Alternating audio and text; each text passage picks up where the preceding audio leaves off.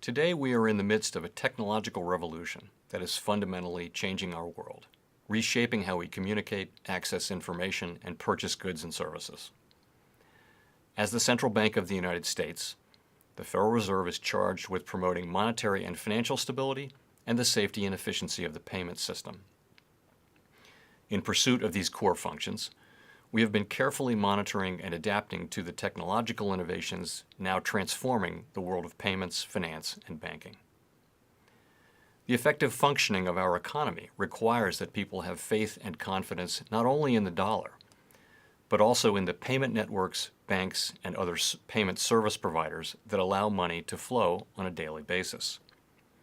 Our focus is on ensuring a safe and efficient payment system that provides broad benefits to American households and businesses while also embracing innovation. In the Fed's early days, the development of dedicated telegraph wires facilitated the transfer of funds between banks. In the 1980s, automated clearinghouse services made it possible for electronic bill payments to be an alternative to paper checks.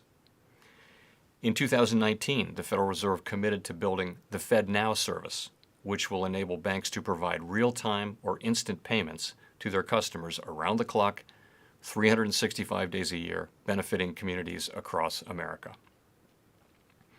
Recently, the rise of distributed ledger technology, which offers a new approach to recording ownership of assets, has allowed for the creation of a range of new financial products and services, including cryptocurrencies.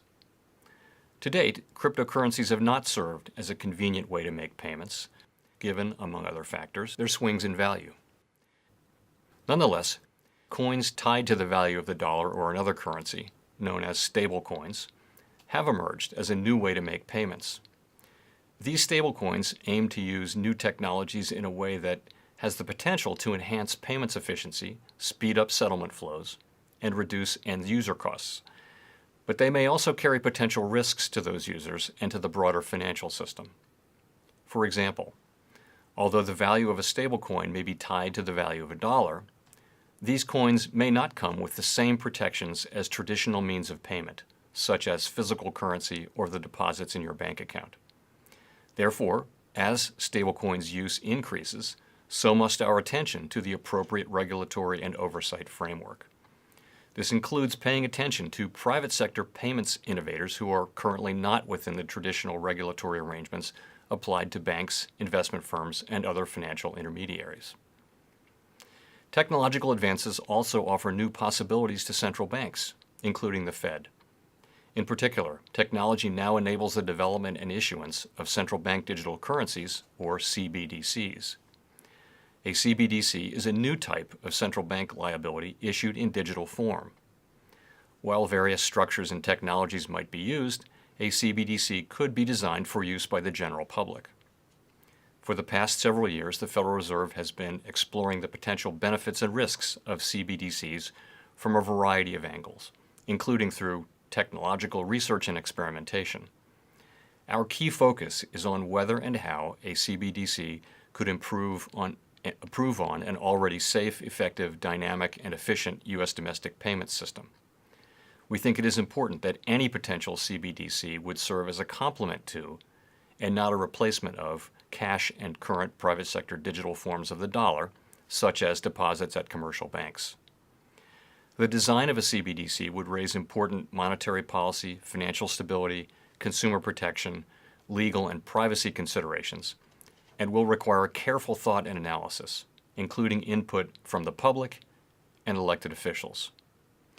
To help stimulate broad conversation, the Federal Reserve Board will issue a discussion paper this summer outlining our current thinking on digital payments, with a particular focus on the benefits and risks associated with CBDC in the U.S. context. As part of this process, we will ask for public comment on issues related to payments, financial inclusion, data privacy, and information security. We are committed at the Federal Reserve to hearing a wide range of voices on this important issue before making any decision on whether and how to move forward with a U.S. CBDC, taking account of the broader risks and opportunities it could offer. The paper represents the beginning of what will be a thoughtful and deliberative process. Irrespective of the conclusion we ultimately reach, We expect to play a leading role in developing international standards for CBDCs, engaging actively with central banks in other jurisdictions, as well as regulators and supervisors here in the United States throughout that process. The Federal Reserve remains committed to ensuring that the public has access to a safe, reliable, and secure payment system.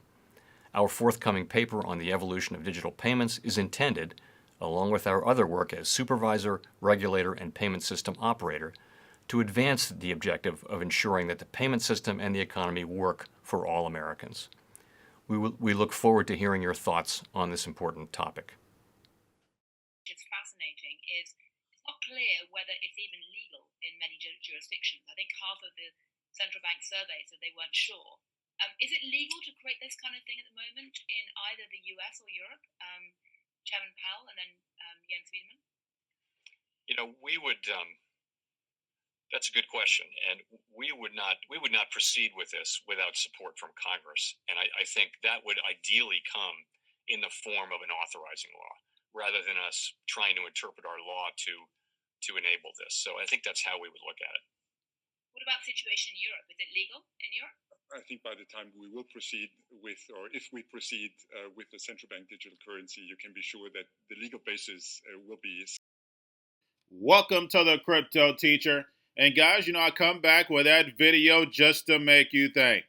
And we have Jerome Powell coming to the people about CBDCs. We know CBDCs are illegal, guys, but just like the Federal Reserve, with CBDCs, we'll have Federal Reserve 2.0 on blockchain. And we know JP Morgan is working on it now. With a CBDC, it gives the IMF total control. And we know that's what China wants because it's the rise of the dragon and the fall of America to Babylon. We know with these digital currencies, they have total control. All your privacy is out the window. Total control over the whole globe. We are definitely in the final stages of the New World Order. Get my book. Wake your friends and family up. Because what's going to happen is that this time, yes, they're going to get free money. But that free money, like David said, from R3 is only going to last 60 to 90 days, and then poof, it's gone. Because we know, when it comes to the New World Order, it's all planned out. Y'all have a wonderful day. Hey, Tyler, the Federal Reserve announcing it's taking another step at looking at the possibility of issuing a central bank digital currency, saying it's going to issue a paper. And that paper will be issued this summer that will focus on the benefits and risks of a central bank digital currency. The Fed's going to ask for public comment on whether or if it should do this thing and what the risks are. And Chair Powell saying in a video release that the Fed made available along with this statement that this represents the beginning of a thoughtful and deliberative process when it comes to thinking about a central bank digital currency. He does not say, for the record, the Fed has reached a conclusion to issue one. But here's some quick sound from what the chairman released in his video. We are committed at the Federal Reserve to hearing a wide range of voices on this important issue before making any decision on whether and how to move forward with a U.S. CBDC, taking account of the broader risks and opportunities it could offer. He also says the CBDC should be designed for general public use and should be a complement, not a replacement for cash. So, Kelly, hard to know exactly how big of a step this is. The Fed has been thinking about issuing a CBDC for quite some time, but now it's going to issue this paper, and that paper will be coming out in the summer. Steve, it's interesting to look at what's happening in China with some of the experiments they've been running with digital currency. It might make it harder for our Fed because obviously China can do more tracking of citizens' use of the currency. They can use monetary tools that our Fed might want to pursue, like putting an expiration date, for instance, on currency when they're trying to stimulate the economy. But it does seem like they'll have to face down concerns on a number of different fronts and maybe clearly delineate what a digital currency can and can't do. You've got that absolutely right.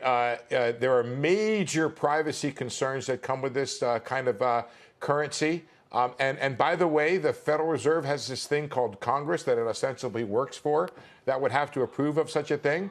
Unclear what the public temperature is for this sort of thing. So we're kind of trying to look. The way I describe this, Kelly, is the Fed is the main train that takes you from your suburbs to your city.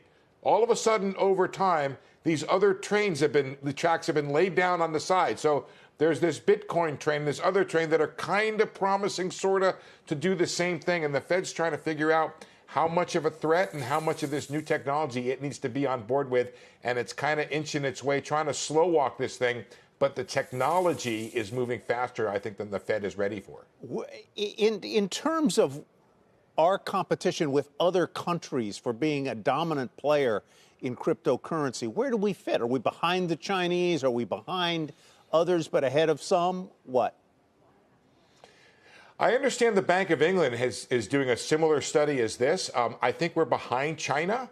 And one of the things that Powell makes a point of is that we will be part. I want to find this exact comment here. It came towards the end of the speech where he said, we're going to make sure we keep pace internationally with what's going on with standards. I'll read you this. Irrespective of the conclusion we ultimately reach, we expect, as in the Fed, to play a leading role in developing international standards for CBDCs, engaging actively with central banks in other jurisdictions as well as regulators and supervisors.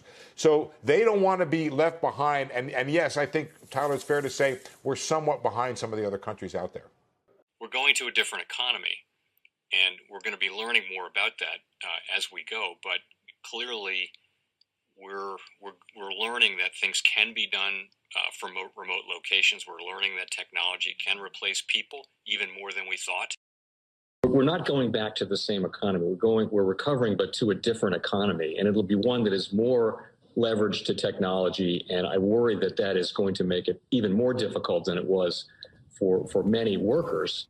In Silicon Valley, and my friends who work in technology know that what we did to the manufacturing workers, we are now going to do to the retail workers, the call center workers, the fast food workers, the truck drivers, and then even bookkeepers, accountants, insurance agents, lawyers, and on through the economy.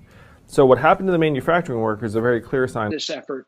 And China has big plans for this. They intend to seed their digital yuan into the global environment by giving it away to visitors at next winter's Olympics. When they arrive at the airport, they're going to get yuan digital wallets. They're going to receive digital yuan. They're going to use it throughout their visits to Beijing, and then they're going to take it back to their home countries. They've seen this as a huge advantage. Why? Because who controls the underlying protocols? Who controls the underlying standards of the future of money will control the future of money.